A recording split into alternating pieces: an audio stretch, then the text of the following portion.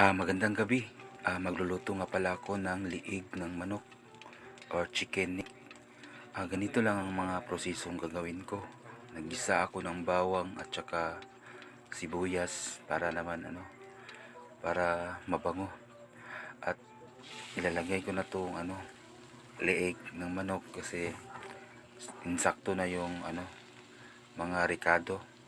Hindi natin basta-basta na lang pabayaan kasi baka mapagod o masunog.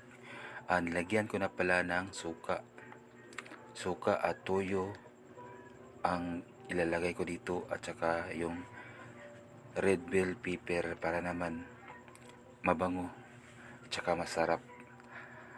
Ito na ang bell pepper at ito na, luto na siya ngayon. Kung gusto nyong matuto, tingnan nyo lang itong mga videos na gagawin ko kasi pangbahay lang na luto ito. Salamat nga pala sa inyong suporta at sa panonood. Thank you, Lods.